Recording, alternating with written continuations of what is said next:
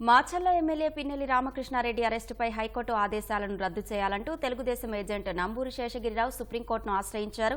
మరింత సమాచారం మా ప్రతినిధి అరుణ్ అడిగి తెలుసుకుందాం. అరుణ్, తెదేపా ఏజెంట్ శేషగిరిరావు సుప్రీంకోర్టును ఆశ్రయించడానికి కారణాలేంటి? పిటిషన్లో ఏ అంశాలను పేర్కొన్నారు?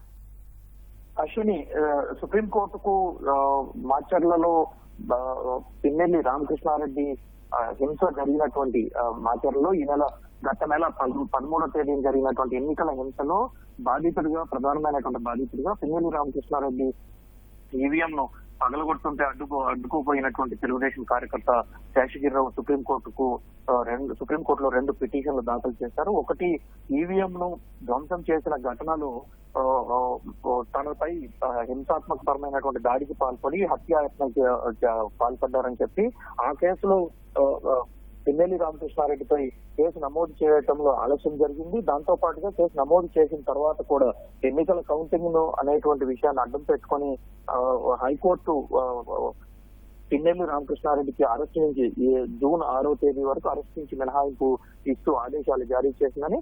అయితే ఈ ఘటనలో హత్యాయత్నము, అదే సందర్భంలో ఇతరులపై దాడులు చేయటము, నియోజకవర్గంలో ఉన్నటువంటి పరిస్థితులు వీటిని ఏవి పరిగణలోకి తీసుకోకుండా హైకోర్టు అరెస్టు చేయవద్దంటూ అవకాశం ఉన్నంత జూన్ 6వ తేదీ వరకు అరెస్ట్ చేయవద్దు అంటూ ఆదేశాలు ఇవ్వడం పట్ల శేషగిరిరావు అభ్యంతరం వ్యక్తం చేస్తూ సుప్రీంకోర్టును ఆశ్రయించారు. హైకోర్టు ఇచ్చినటువంటి ఉత్తర్వులపైన సుప్రీంకోర్టులో సవాల్ చేశారు.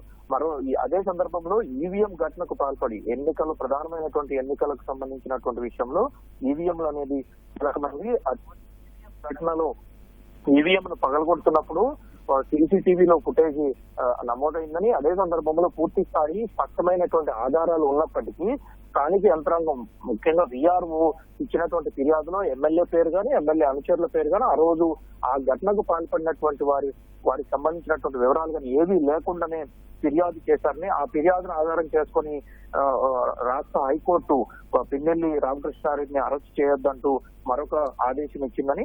ఈ రెండు విషయాలు మాచర్ల నియోజకవర్గానికి సంబంధించినవి ఉన్నాయి కాబట్టి దాంట్లో ప్రధానంగా బాధితుడిగా తానే ఉన్నానని, ఈ నేపథ్యంలో తనకు ప్రాణహాని ఉందని, తనకు అవకాశం ఏ నిమిషంలో అయినా తన పైన దాడి జరగడానికి ఆస్కారం ఉందని, అదే సందర్భంలో మొత్తం మాచర్ల నియోజకవర్గం అంతా ఒక రకమైనటువంటి భయానక వాతావరణం కల్పించి ఉన్నారని, 4 సార్లు ఎమ్మెల్యేగా ఉన్నటువంటి పిన్నెల్లి రామకృష్ణారెడ్డి